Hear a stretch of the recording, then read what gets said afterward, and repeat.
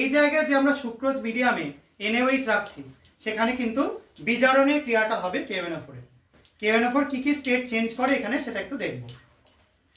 পরের জন চলে আয়,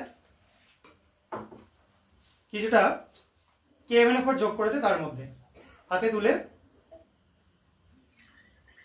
দেখতে পাচ্ছি সবাই কালারটা সবুজ হয়ে যাচ্ছে। এটা কেন সবুজ হয়ে যাচ্ছে? K2MnO4, ঠিক আছে, এই ফর্মের জন্য সবুজ হয়ে যাচ্ছে। আমরা KMnO4 জানি, তাতে K2MnO4 হচ্ছে বলে সবুজ হচ্ছে।